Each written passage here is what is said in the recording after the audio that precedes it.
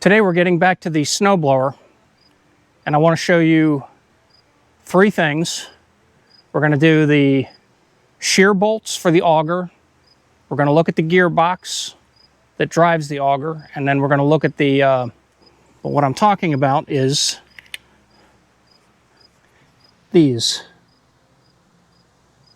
And what these do, these guide the snowblower across the ground. Like if you were running this on concrete, it would keep this edge under here from dragging on the concrete and wearing out. Even though you can replace that, you know, why? You can just set these guides up. So the first thing is going to be shear bolts. This is a shear bolt. And I don't know if you can see it, but right there and right there is a little groove. I guess that's like a pre-cut on the bolt. Anyway, it's a soft bolt that is meant to shear off. So these go in to the auger shaft. Between, you know, they go through the auger and through the auger shaft. And if you hit something with the auger and it jams, the shear bolt will shear off, and that way you don't damage the gearbox. Well, right now I have bolts in here that are the wrong bolts, so I'm taking those out. This was done because I was having an emergency, as usual. Oh yeah, these aren't even, gosh. Not only are these wrong, these are way wrong. So this is embarrassing, to say the least. Get these out of here, completely out of here.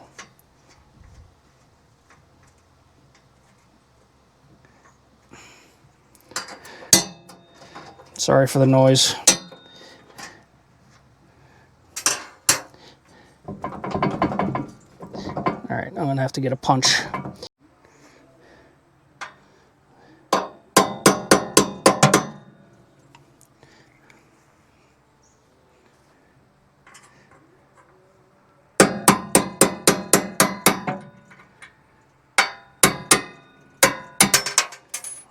I don't even want to show you what I put in there. This is embarrassing. So I had to use carriage bolts because I ran out of shear bolts. I'm forever hitting things in this yard. Usually it's dog toys. Anyway, so all we're going to do is put the shear bolt back in. Simple enough. Well, that is, it's supposed to be simple enough. All right, let's try this. Go this way.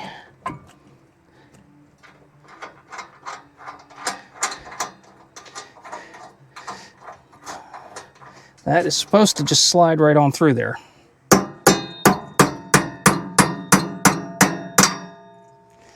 It's not supposed to be that difficult.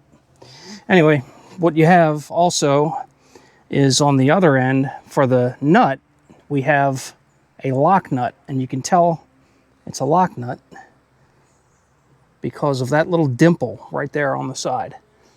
So this is going to fight me the entire way, putting this on here. But you don't want it to come out.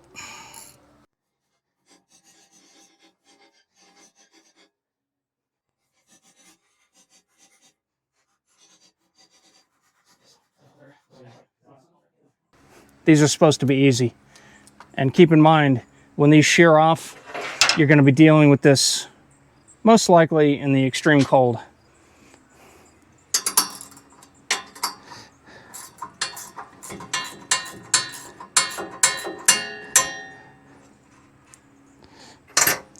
Which is always fun, because then the auger is clogged with snow and ice and whatever.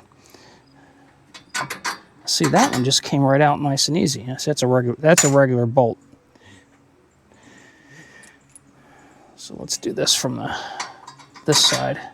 Yeah, I don't know why the other one was so difficult. Maybe it needs to be drilled out. It may need to be drilled out because who knows, it's probably buggered up from getting sheared off so many times. Anyway, I'm going to zip through this.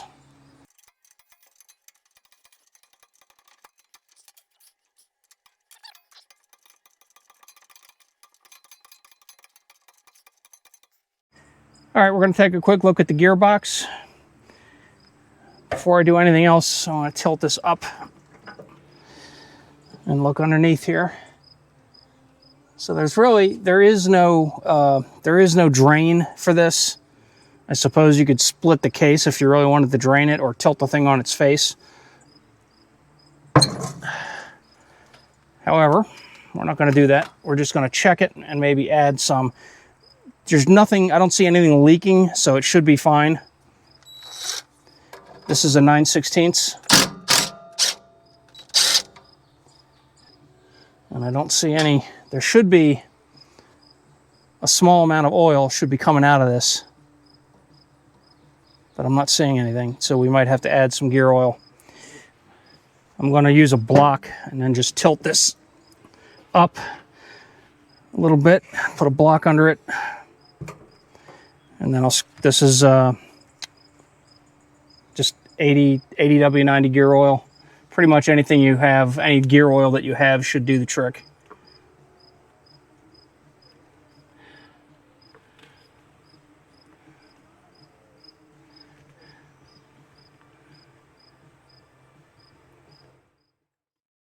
Okay, so I forgot to mention the 4 Zerk fittings that are on the auger shaft.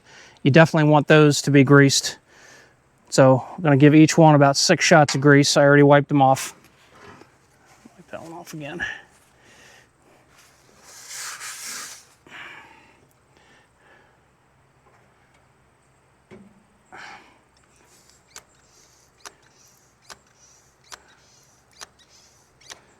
Okay.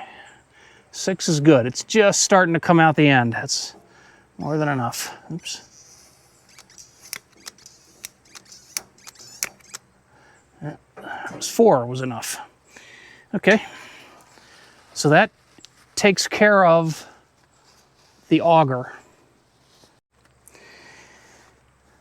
So the last thing we're going to do are these guides.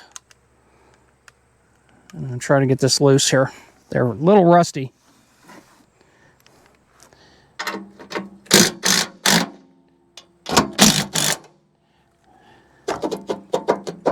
Good enough.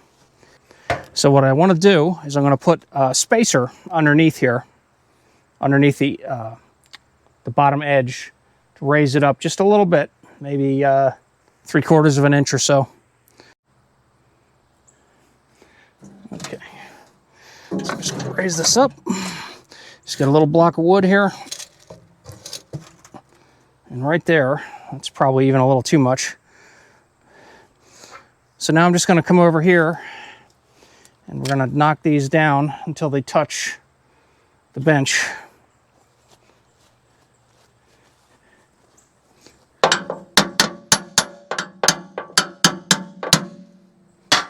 Okay.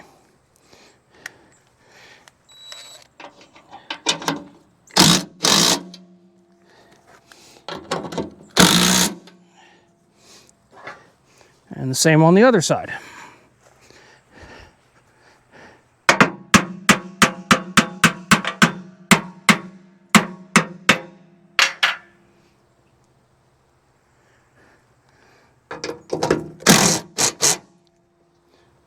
Nice.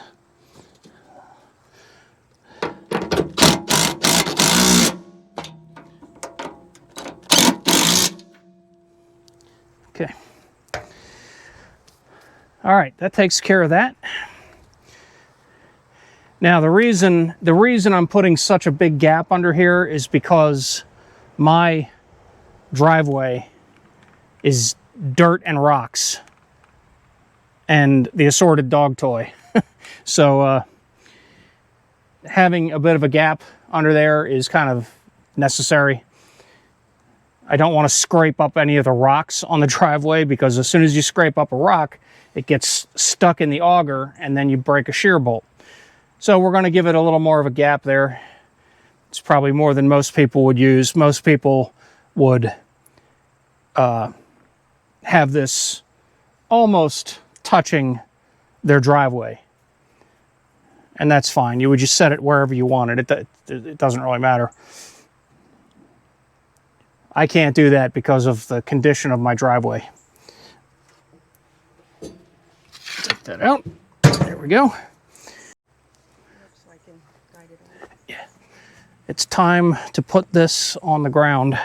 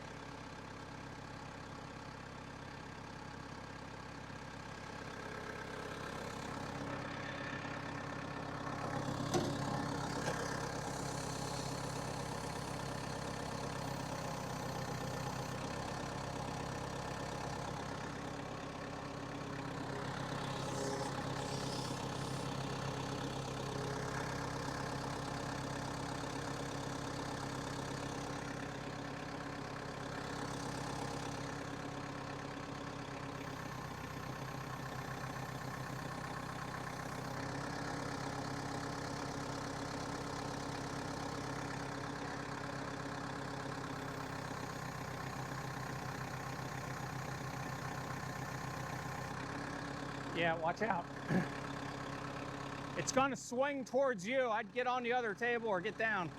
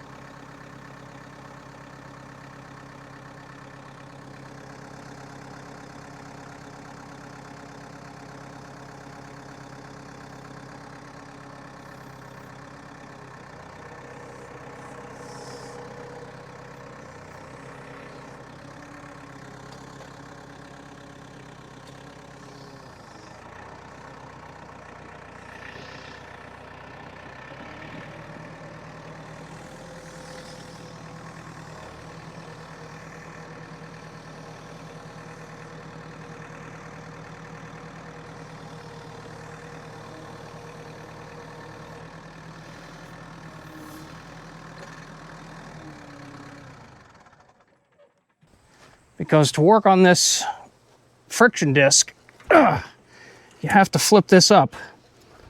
And hopefully gasoline and oil doesn't go running out all over the place. So this is how you're supposed to service the friction disc, which is underneath here. And I know we talked about it in the last video about the pins in the axles. If you move the one pin on the right side to the outside hole, so it doesn't engage the axle, this wheel spins freely. This wheel is still attached to the drivetrain, but because this wheel spins freely, you can turn the snowblower easier. But of course, you lose traction when you do that. Anyway, that's what the pin's for.